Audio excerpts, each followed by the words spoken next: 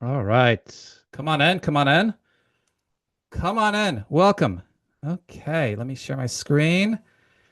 Okay, and I'm going to figure out how to remove the beeping sound because I think we've got a lot of folks coming in. I'm going to uh, eliminate the play, join, leave sound. Give me a heads up in the chat if you can hear me and see me just fine. I've got a couple of preliminary things. If you're new and you want to let me know that, please do. If you've got anything especially on your mind, any questions or anything especially you're looking forward to, um, you can put that in the chat. I'm gonna go ahead and get the recording started. Okay, great. And here we go. Oh, recording's going. So we're going. Oh, excellent. All right. And I'll be letting in. How many folks do we have in here so far? Okay, about 20. All right, great. Great. So welcome aboard, everybody. We're gonna get started, and I still feel like I'm not ready. Why don't I feel like I'm ready? Oh, okay. All right, if you can hear me and see me, right? Okay, good. Okay, Willow and Elwyn, fantastic. Let's do it. So let's do this. I'm going to start off with a presentation on what are the most powerful books for teenagers and preteens. And then afterwards, we're going to discuss books for next year. Rachel is here, and she's going to share the books that she's got planned for the upper elementary class, and I'll share the books that I've got planned for the junior high and high school class. Afterwards, we'll have questions. If and then towards the end, we'll do some schedule, logistics, registration, stuff like that. Okay. All right. We got folks that are that are streaming in more and more. All right. I'm going to try to keep my attention focused. So let's get going for this topic, which I sent it up to the Literature House parents, and you guys overwhelmingly wanted the topic of what are the most powerful books. What are the most powerful books for teens and preteens? And I put myself into the corner a little bit with this word powerful. What does that mean? And I've got a question I just want to ask, especially adults out there. What were powerful books for you when you were a teenager, when you were growing up? Were they books that you read in classroom? Do you remember any specific titles? And I had some realizations for myself. Out of all the books that I teach, literature at our house, there's only one, maybe two that I read when I was a teenager, when I was young, that I read in classes or on my own. I think is Antigone and and maybe To Kill a Mockingbird, if I remember correctly. But all these others are books that I did not experience when I was a teenager. So that was kind of revelatory to think about. Do What does it mean for a book to be powerful for a teenager when I'm teaching these books that I have not read myself as a teenager? And the things that I came up with was like, oh, you know what? I read this in sophomore English class, this short novel called The Stranger by Albert Camus. And I was 15 years old and a bit rebellious. And I was thinking to myself, ooh, this is a kind of fantastic story about a guy who doesn't care what other people think. And I was riveted by that. But besides that, the books that I read in my English classes, I don't remember them. I remember being bored or disappointed or not interested. Maybe there were some books that I read outside of class that I liked, but there wasn't much. Literature was not something that was big for me. There were not many powerful experiences. It was only after in college and later that I started getting into the novels that I now teach to junior high and high school students.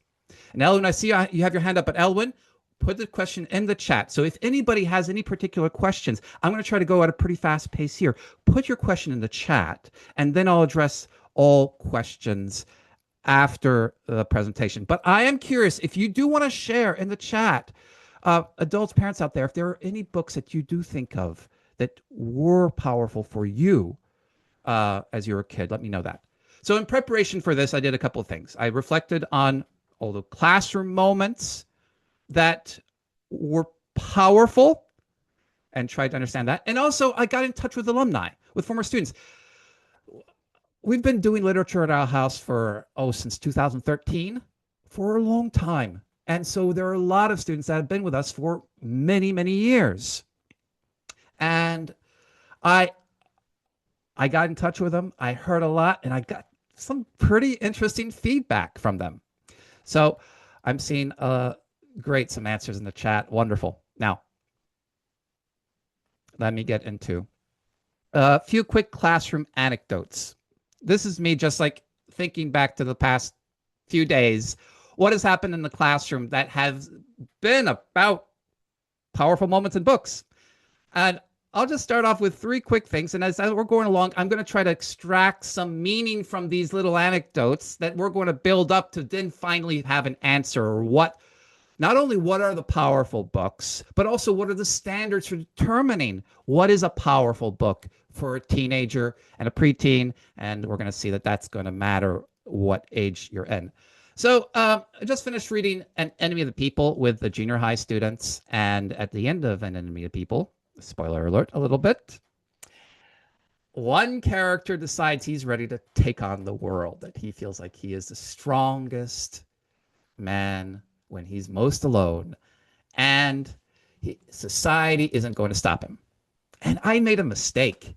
At the very end of class, we were actually a little bit over time in class, I asked the question, hey, one of the students brought up, the end of our previous novel, Pergorio, and said, and the ending of that, where there's the student who decides that he's going to take on the society of Paris and going to defy them and challenge them. And I asked that student, okay, so who do you think would be more successful? Who do you have more confidence in challenging and taking on society?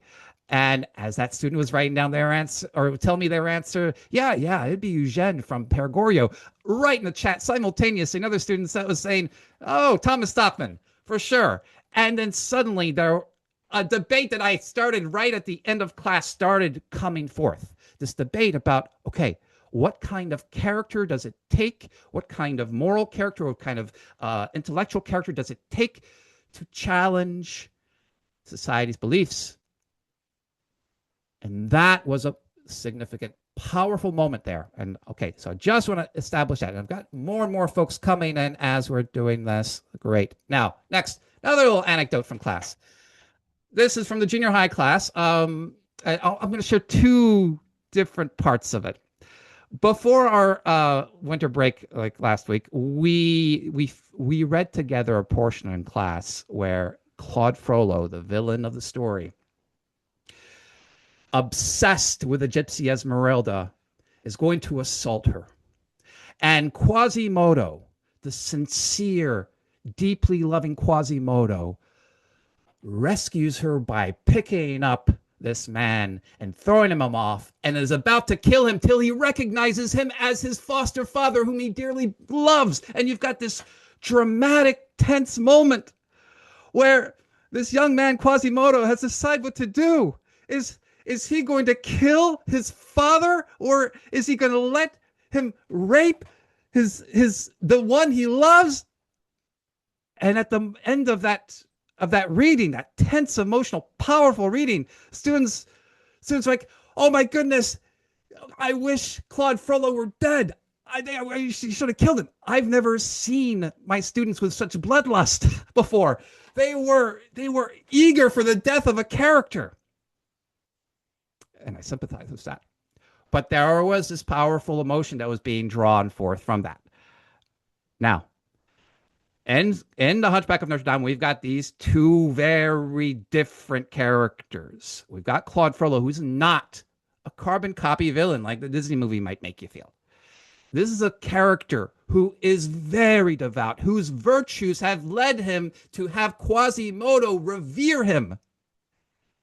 And what has happened to him? And this is a question that I posed to one of the classes. When Claude Frollo rejects his own younger brother that he's been taking care of as a son, how could he do that? And one student said, oh, Mr. Travers, when we talked about hierarchy of values earlier and how Claude Frollo rejected everything in his hierarchy of values, we discussed this concept of a hierarchy of values where you rank what is important to you. And then we see with Claude Frollo that this feeling of love, which he's not allowed to have as a priest, just rips everything off that he has in his hierarchy, from God to his brother to his work, everything, and it's gone. And that power of that moment came in both the drama of reading that story, but also in the realization of a deeper meaning that the students had spent time thinking about. All the students created their own hierarchy of values. What are rank the things that matter to you most? Now imagine if they are all shredded apart because of this dramatic emotion that takes over. I'll give one more quick anecdote from the classroom. This has been a unique year for me. This is the first time I've had the opportunity to teach all the levels, or like 3 levels: upper elementary, junior high, and high school. Rachel is the upper elementary teacher. I've had the opportunity to do some tutoring in the upper elementary students, so I've had the opportunity to kind of see the kinds of stories and the power of these stories through 3 different groups of students and different phases of maturation.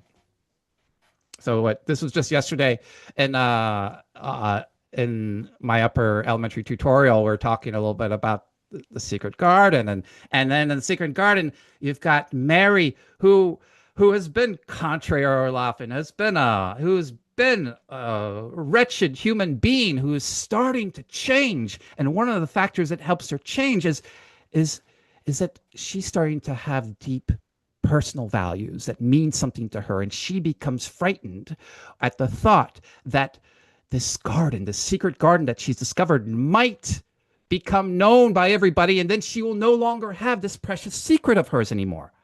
And so it occurred to me, I'll just ask this question. Anybody remember anything from the Mix-Up Files of Mrs. Basil E. Frankenheimer that's a little bit similar to... Oh, and I see hands going up, so I'm just as a rhetorical question. Okay. It's a rhetorical question, but I asked that question to students, and then they were like, oh, that's just like Claudia has a secret that helps her to change. That knowledge of who created the Michelangelo statue, and Mary and Claudia both have that. And build onto that, the fact that they had to write an assignment earlier where they described something personally, secretly precious to them that they shared with me, but we shared anonymously in class. Things like, I like to write poetry about the books that I read, and I don't tell anybody about it. Or I enjoy I enjoy singing, and nobody knows that I really, really enjoy singing. And this idea of something personally precious that helps you to become you, that helps you to grow, is something that the students are starting to see. Oh, that's something that was recurring in both of these stories. All right. So I gave you these 3 anecdotes, and maybe they'll be illustrative of a very important point that I'm going to make about the powerful books. I want to talk a little bit now here about what I learned from the alumni. So I talked to students that had been with me for many years. I think 5 students that basically almost from upper elementary through high school, and they're now in their 20s and college and careers and all that kind of stuff. And I survey them.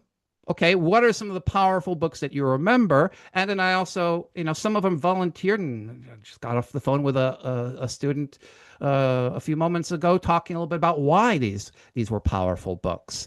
And some of the things that really came forward here are these books were something that in the time that they were reading them, they were great stories. They were powerful stories. They were memorable stories. But then they were also something that they thought deeply about at the time and later in their lives. Now, another interesting point is, because one thing that we're going to pull away is that not all powerful books are going to be powerful for all students. Some students thought, you know what? I really love this book. I really, really liked, oh, The Fountainhead. But at the time, I didn't quite understand. I was compelled by the story, but then as I got older, the meaning became more and more clear to me as I went on. So, okay, let me do. I'll give you. I want to give you a couple of their words because it's better to hear from them than from me. So I'll share a few of their thoughts here. I mentioned the Fountainhead. So this student said about the Fountainhead, it definitely strikes a focus on something that I've only seen to be more true as I go through life, early 20s now, which is that care and competency about work aligns many good things to your life. That oftentimes we're most attracted to people who have that quality of extreme respect and care for their work. It also represents well that quote of the ever popularizing Carl Jung quote, if you do your work truly, your conscientious, truly and conscientiously, unknown friends will come and seek you out. So that's one from one student describing the Fountainhead. I'll give another one from the Fountainhead on the subject here. As a teenager wondering what I would choose to do with the rest of my life after high school, I was very intrigued by this novel. Although it didn't answer what I would dedicate my life to, it helped solidify my belief that I should follow a path that I, as an individual, find fulfilling without conforming to what might be expected of me. So just a couple there for the Fountain. Now let me give a couple more. Here's some thoughts for, yeah, the Crucible. I don't have it up here, but Crucible came up among several of my students. And this is one for high school students. An amazing dramatization of witch hunts. People can use next to no evidence to warrant execution. And the extension of this that this student offered was this was a powerful function of literature for him because it was a show of how literature allows humans to grasp ideas before they ever come up in their lives. Let me go to a couple more here. To Kill a Mockingbird. That's one that so many students, and that's going to be in the junior high, the first one I'm going to read. Here's what one student, former student, alumni. There are a lot of things I love about this book, but I remember being equally intrigued by Scout's storyline as well as Atticus's. As someone who was not yet an adult and not quite a kid anymore, junior high, I was challenged to understand both of their perspectives.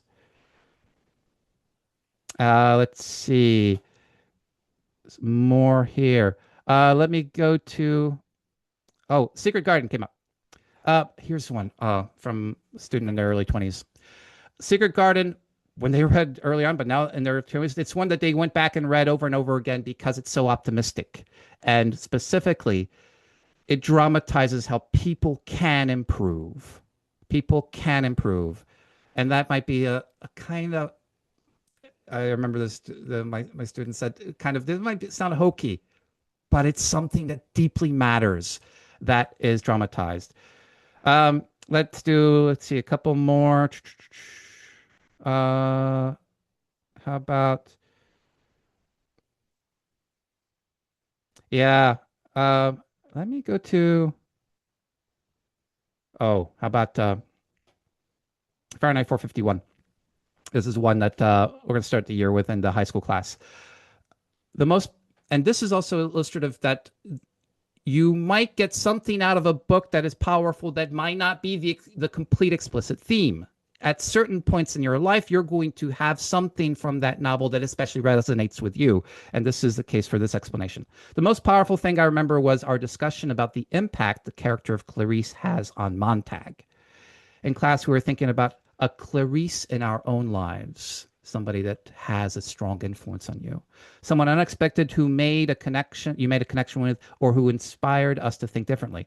I was pretty shy growing up, but I really feel like this made me more open to seeking out connections and trying to learn others' points of view. Okay.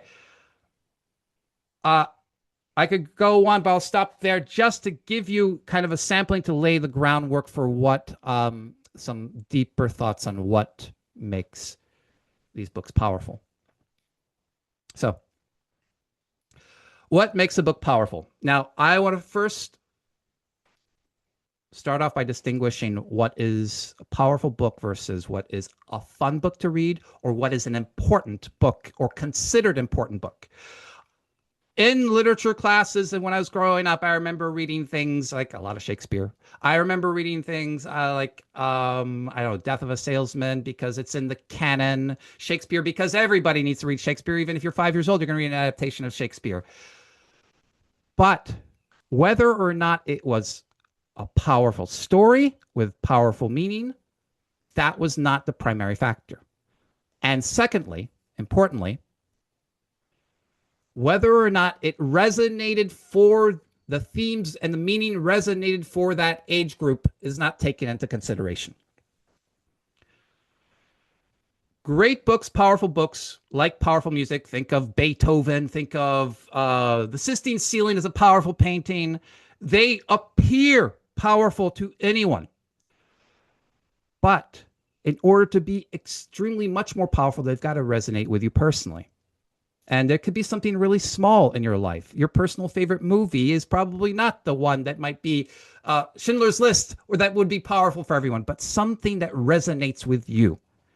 Now, every student is individual. And that's one of the beautiful things about sharing literature with each student, is that they're going to react and say, oh, I love this book, or I really like this part, but not this part, or no, this made me angry, whatever reaction they have. But one of the things that we strive for is finding these powerful stories that have powerful themes and dramatic stories, but that also tries to catch the student at the right time of their life. So this is something, I am no child psychologist, and this is something that I'm just kind of taking from experience and trying to understand a lot by trial and error about what books fit with what age groups. Here's a little bit of a breakdown of what I've got. In upper elementary, so ages 9, 10, 11, 12, these are all stories with child protagonists who are maturing, who are growing, who are taking on responsibilities, who are discovering themselves, who are separating themselves from their parents, who are starting to take ownership of their own lives.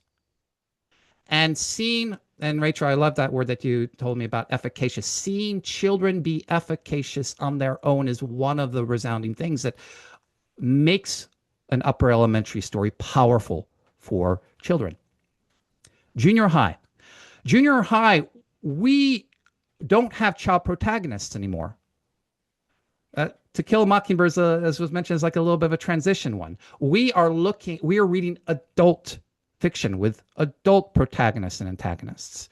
And what we're seeing is a kind of vision of adulthood. And this is something that I think in junior high you want to see. And primarily in these universes that we're reading about, there are no qualms about what is good and evil. There is a pretty clear good and evil. Claude Frollo is evil. Quasimodo is good.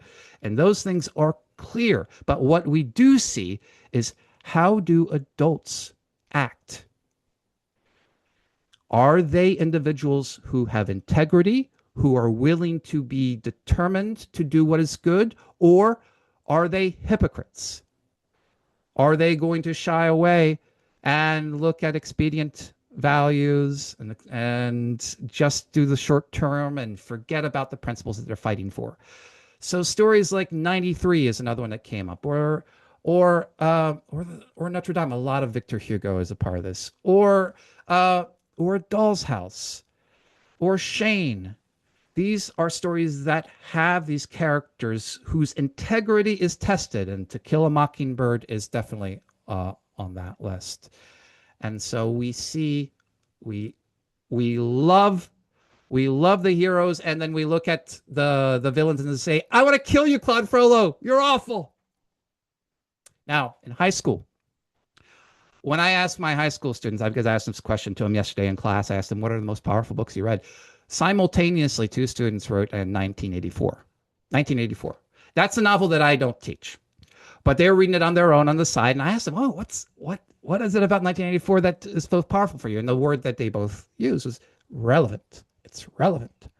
And in high school, and maybe you can think back to when you were in high school, you're starting to look at the world and see the complexity of it. You see a variety of different ideas. You see clashing perspectives, and you want to try to make sense of it and try to understand it and try to get a sense of what it is that you think. You are starting to look at not here these ideal visions of things, but all right, I want to participate in trying to understand what is moral. One of the novels that several students mentioned was Crime and Punishment. Crime and Punishment is about a student who has to determine whether or not his new view of morality is really moral. And he tries to implement it by committing murder. The Fountainhead, challenging and clashing of these moral ideas. Jane Eyre, taking the conventional views of religion and marriage and thinking, do I want to follow these, or have I got to craft my own view of things? So this is just a bit of a breakdown of a kind of where over the years I've started to see what students respond to in terms of what is powerful. Okay. Now, I'd like to see if there are any questions at this point. And then Rachel, I don't know if you want to add anything in particular about your thoughts, your feelings about this topic, especially in relation to upper elementary. No, I really enjoyed our conversation, like teasing out precisely what each age group can find most useful. So I think you covered it beautifully. All right. Thank you, Rachel. Okay. Any particular questions that anybody wants to bring up? And I'm seeing in the chat some books. Inherit the Wind was mentioned by a couple of students. And I like seeing the books that resonated with you that are on the side. Rachel, you also have Count of Monte Cristo and of Green Gables series. Yeah. And June, you have the Wizard of Earthsea. I need to start that one at some point. I need to read that one on my own. Okay, great. We'll get some more examples of these powerful books as we go through and talk a little bit about the American history year in literature. Evgenia, you're asking why don't I teach 1984? So I don't like it. I personally find it really grim. So the standard for me selecting books is not that I like the book, but it is something that that will disqualify a book if I really don't like it. I personally don't want to go through a torture of teaching something, though others might find it powerful, that I don't personally like. So I've read 1984. I've discussed it with others, and I'm happy to discuss it with other students. But there are some books that, oh my goodness, this is too much. I can't imagine myself really getting up for. So there is absolutely an element of personal bias in the books that I read within my limited scope of understanding of works of literature. But also, I think it's something that I have discussions about with the students. I ask them, what are they reading? That is in addition to what is in the literature class. And then that's why I like to experiment also, especially in a high school class, try new things out with them and see what they enjoy, what works, what resonates. And that's a key word that, Rachel, I like that you shared with me, what resonates with them. Okay, the American History Year of Literature. So how do we pick our books? One standard, maybe kind of secondary standard, is we fit it into kind of a rotation of the yearly history. So this year is European history. Next year is American history. The following year is ancient history. And so we find books that more or less qualify. The primary selection criteria is this a book that is going to be meaningful for the students, that's going to have a plot that they're going to love and themes that they could likely connect to. Okay. So, Rachel, may I invite you to join the stage and share a little bit about what you've got in store for the upper elementary? Absolutely. So, for our King year, we usually start with The Witch of Blackbird Pond, or Fever 1793, it depends, but I think usually I like to start with Witch of Blackbird Pond. Um, this book really helps students immerse in a very different culture, and we get to go on a journey with a really vivacious main character and see how she is able to grow. So on that theme um, of maturity, of being efficacious in the world, of being able to make a difference, our main character in this book really does that. Um, Fever 1793 is set in 1793, and students a lot of times really connect with the one of the I just I don't want to give any spoilers, so I had a quick thought there. There's a character, a secondary character in this book that students tend to love so much that when we get to our awards, which is something we do a lot in class, of after we get a couple books, we start giving awards like, all right, who's the best villain? Who's the who's would be most fun to hang out with for an afternoon?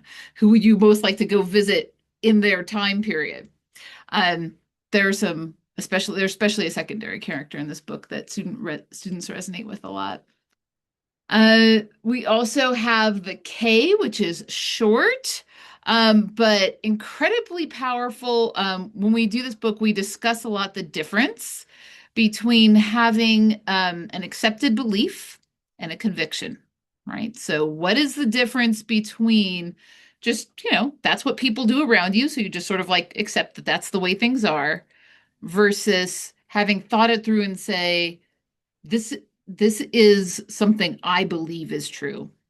So we have a main character in that book who is able to challenge some beliefs that he has had, um, and come to new convictions, which is a very it tends to be powerful. This particular year, this group of books, so this year of books is often really tough for students to choose the best book of the year at the end because there are so many that they love. Um, we also do Carry On, Mr. Bowditch, and there's some flexibility. Carry On, Mr. Bowditch, Johnny Tremaine. We talk about I customize to the class. We also have the Little Lord Fauntleroy, which sometimes we do this year. I also have a bunch of O. Henry stories and Mark Twain stories that sometimes get put into this year. We do consistently include Tom Sawyer, which has, again, a character who is so iconic, right? He's one of these uh, characters that students love and sometimes love to be cranky with because he does so many things that if it were your sibling, you'd be like, I don't like him. And at the same time, he's very endearing. And probably my favorite book in I don't know. It's close. I've got a lot of books that I love, but probably my favorite in all of the upper elementary, all three years, is Anne of Green Gables. This is book one of a series, but we get to meet a character who has such a powerful personality, and students get to practice, writing how Anne would write, right? They look at a situation like, all right, how would Anne describe this? And they get to go on a journey with her that is very episodic, but they get to see her grow. And it is incredibly inspiring. So it is an absolute favorite of the year. There's writing throughout, poems throughout. But one of my favorite writing assignments is students writing about a situation the way Anne would. How would Anne describe this? And just enjoying how much that brings to their own understanding and their own joy. That's my quick review. All right, Rachel. Thank you very much. Absolutely. Okay, great. Let's see. And Gabriel asking, have either of you ever used Horatio Hornblower? Uh, no, I haven't. And I think I remember. I like the TV series a lot. I haven't really read the books before.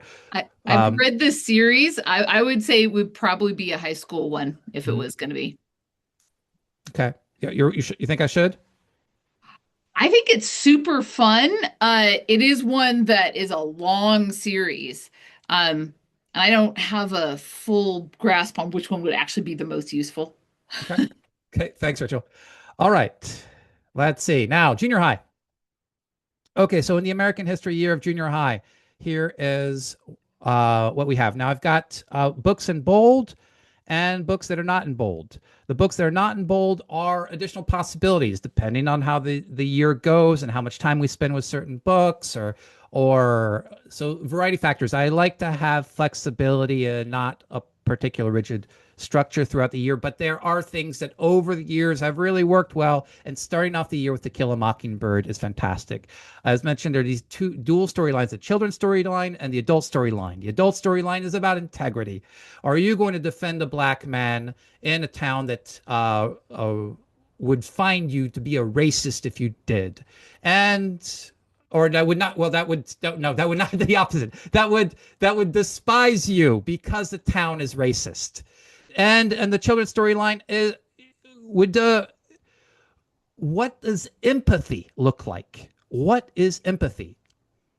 And that comes in the character Boo Radley. Next, I've got Shane up here.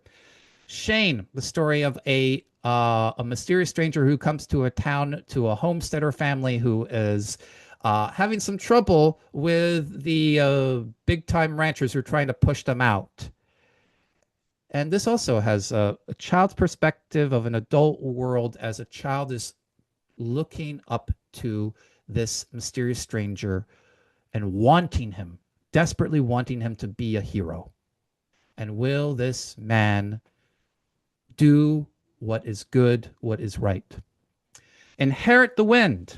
I think this will be the first play that we'll read. A lovely play set in my native Tennessee or semi-native Tennessee, set in the 1920s, based on a real the Scopes Monkey trial about a challenge to teaching evolution in the school system and the courtroom case that came about that. And so you have this clash of two ideologies. You have a secular versus a religious clash here. And then part of that is looking at these characters and seeing, are they going to hold on to their beliefs? Are they going to remain devoted to their values as they clash with each other, and there are all kinds of extenuating circumstances. Oh, my love is going to leave me. The town is going to ruin me. I'm going to have to move. So what happens? Um, Nathaniel Hawthorne is a good one for short stories, particularly like Young Goodman Brown. Um, a Doll's House. Okay, A Doll's House is one of my favorites to teach, especially to junior high. It's a story set in Norway in the 1880s about a housewife who uh who is outwardly happy and devoted to her husband until she starts to wonder about him. And I love telling 13, 14-year-old boys the premise for the story and having them groan, say, what? And then they're seeing how deeply meaningful and relevant it is because it is a story about questioning what you've been taught. Every human being has been raised in a context, and you can kind of easily go with the flow with that, or you can reflect on it and say, are these going to be my values going forward? And A Doll's House is a story about a character who starts to think about, okay, I can reflect on my values. I can reflect on what's been handed out to me and have my own thoughts and opinions about it. Les Miserables is going to be our big novel of the day. As you've probably picked up, Victor Hugo is a favorite here, with deep, powerful stories and meaningful themes. Um, and in this one of the side values that I think junior high students love to reflect on is fairness and justice, and what is just and unjust, which is an extension of integrity. Are you going to follow through and do what is right for this person? And in Les Miserables, you've got an individual who's that society has condemned as a criminal, and he has decided to get back in society. He's going to be an evil person, but then there's a change in his life. Somebody makes him start to think that he can be a good person in spite of the fact that everybody views him as evil. So, is he going to remain good despite the trials and tribulations that come throughout the rest of his life? So these are the main books for the junior high. Got a couple of others, Cal McKay about building a grain elevator and the efficaciousness of an individual in spite of doubts. And O. Henry is wonderful for delightful short stories. So not all the books that we're going to read are going to be supremely powerful books. We're going to vary the tone a little bit, but we set things up for the memorable moments that are going to stay with you, like my alumni were telling me about. High school. All right. So, high school class, we'll start with the year with Ray Bradbury and Fahrenheit 451. And the story of a society that is students just say, wow, this is so much like today. That is so much pleasure and happiness in the range of the moment. Everybody's got their screens. This is written in the 1950s. Everybody's got their earbuds in, and nobody's got attention spans, and nobody cares about books anymore. In fact, books will be burned. Fahrenheit 451, temperature at which paper burns. And so it is setting the tone for the year, an individual clashing with the society that's around them. Then, all right, The Scarlet Letter. Okay, I was watching a movie, a lovely movie called Crazy Stupid Love, and in one of the scenes, the parent asks the kid, "Are they still teaching The Scarlet Letter? Haven't they come up with something better since then?" The Scarlet Letter is fantastic. Now, it's going to be a really challenging novel, and the thing that makes it challenging is the Old English, and language is something.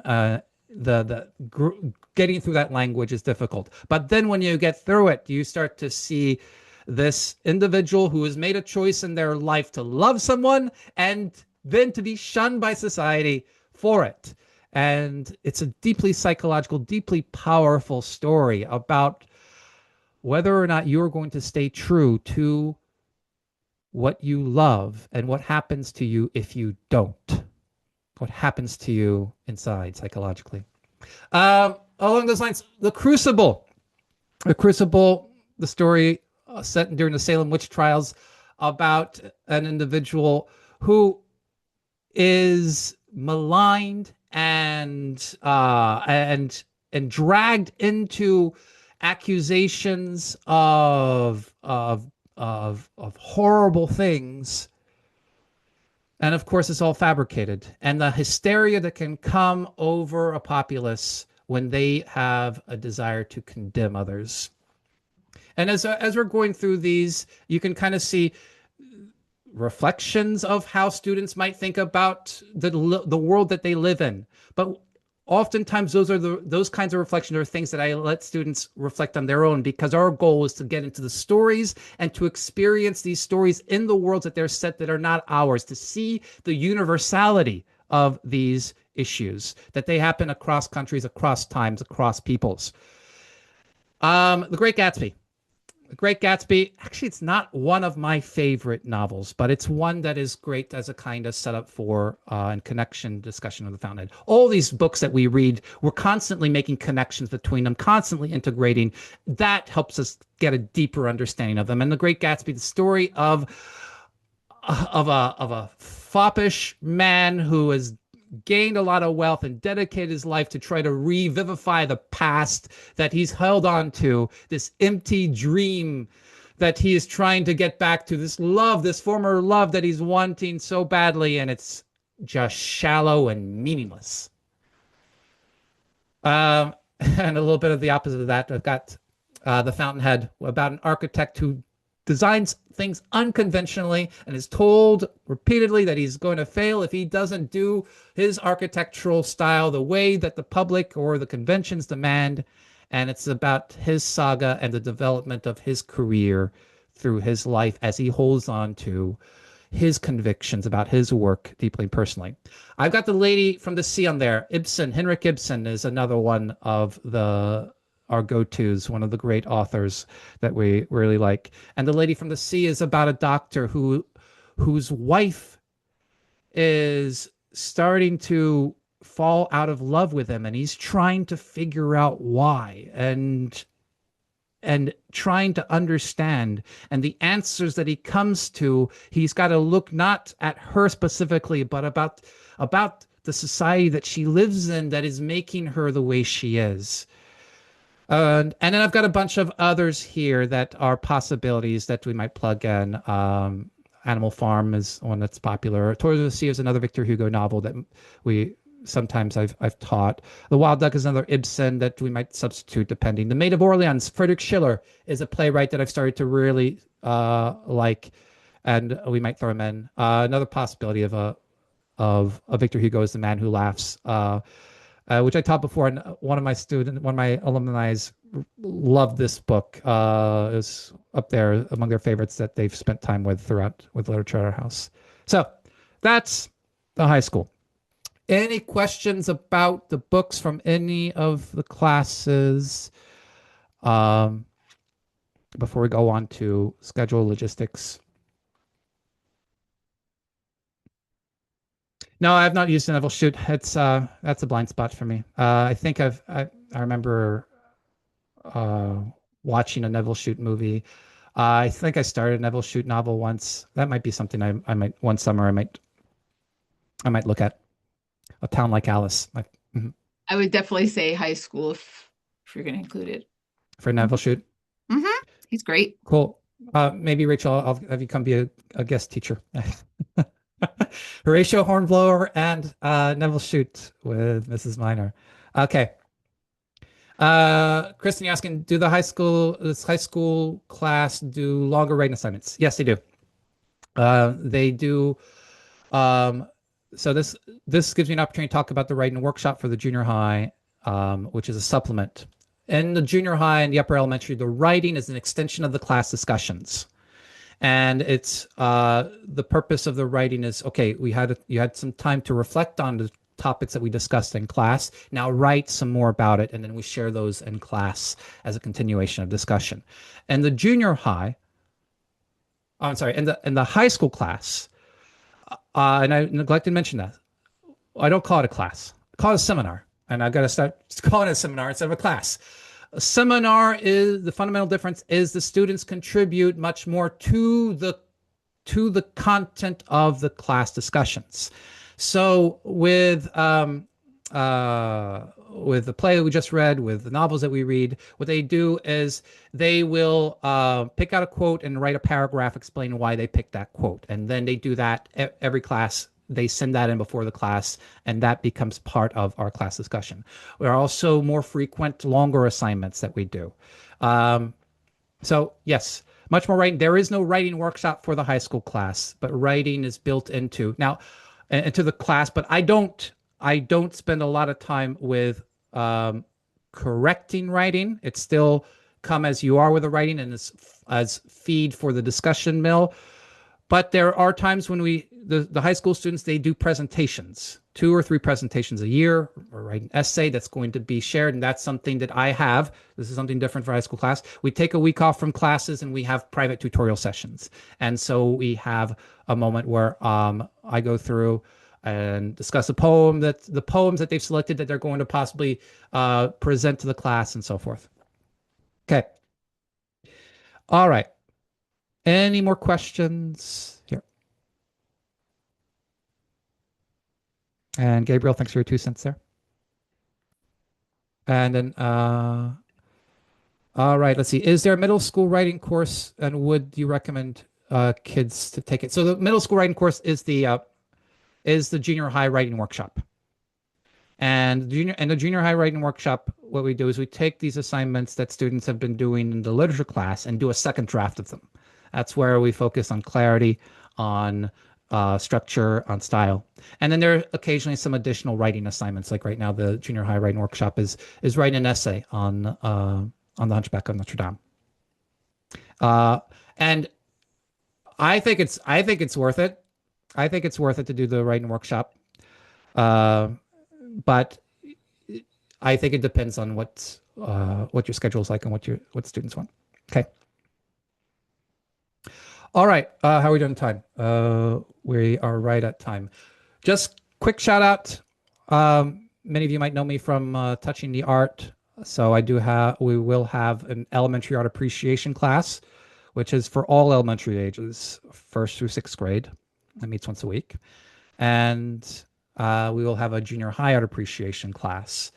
Um, Schedule for those is TBD, but we will have those. If you want to hear more about what is entailed with the art appreciation, let me know. We don't make any art. You don't want me teaching how to make art. We read artworks. Okay, some logistics real quick. Class schedule. Um, Still, some of it still in flux, still to be determined, but the rest of it should look familiar because it's essentially the same as this past year. Upper elementary class, Monday, Wednesday, Friday, 2 p.m. Eastern Time, 11 a.m. Pacific Time. I don't know whether or not I'm going to do, well, no, I do know I'm going to do an art appreciation, but I don't know when. I don't know whether I'm going to do a writing workshop yet for the upper elementary. I'm not sure yet. Junior high, same times. I'm having two sections. One, Monday, Wednesday, Friday, one at 1 p.m. Eastern, 10 a.m. Pacific, the other at 4 p.m. Eastern, 1 p.m. Pacific. And then the writing workshop for junior high and art appreciation TBD. So look for more information soon. And the high school seminar, like in the past, Tuesdays and Thursdays, 1 p.m. Pacific, 10 a.m. I'm sorry, 1 p.m. Eastern, 10 a.m. Pacific. Okay. Now, important dates coming up. Registration for current families is now open. Now, if you're a current family, don't go to the registration page on the website. I've sent you the links by email, and you can register. There's a current returning family discount, and then registration opens for everybody else. So I'm assuming that I've got a lot of new families who are watching right now. That is going to be open March 9th. So you can put it on your calendar to check the website on March 9th when registration will be open for everyone.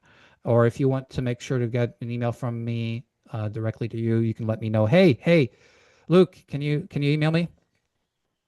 Okay. Any questions? No, Gabriel, I've not sent registration for the art appreciation, just for literature classes. Just for literature classes. Any other questions here?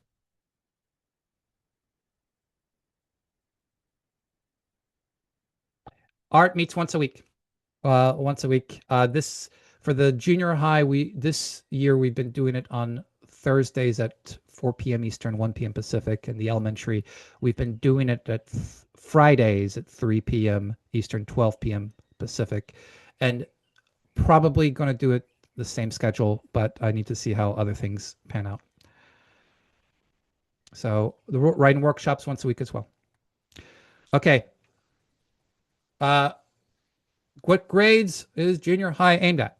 7th through 9th. 7th through 9th. And reading level is one factor taking into account, okay, is this going to be the right grade? But as I hope my presentation earlier indicated, being ready for books to resonate with you at a certain age is a very important factor as well, and determining whether or not it's going to be a good time.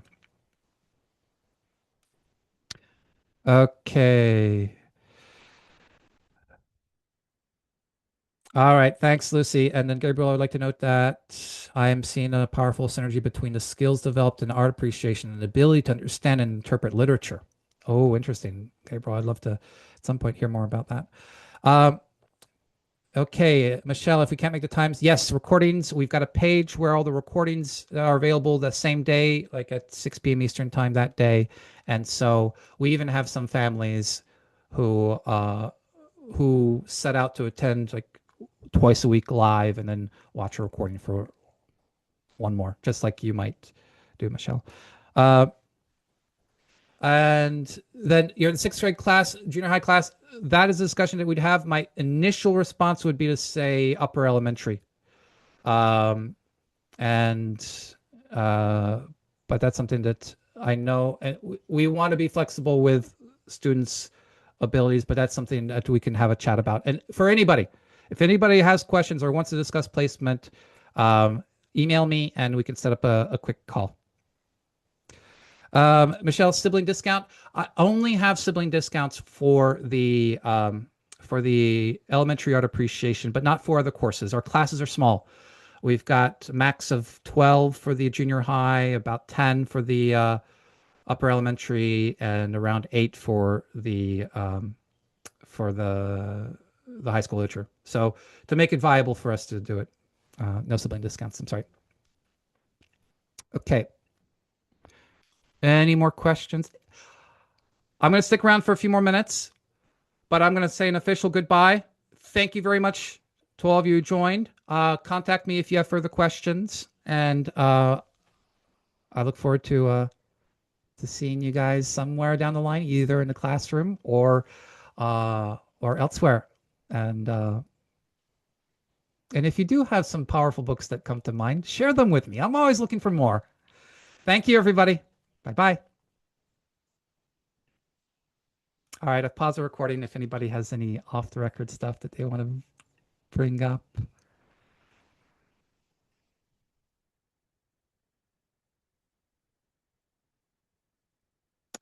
Okay.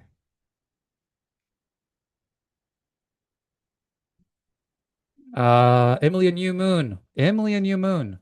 Mm. All right, Rachel, do you have to go? I've got one last minute if anyone has any questions. How great it's been reading the same books as a review. Yes. Mm. So Oh, that's great, Rashi. Good. Good. Yeah. Okay. Excellent. Excellent. All right. Thank you. And thank you, Rachel. absolute All right. pleasure. Take care. Okay. Bye bye, everyone.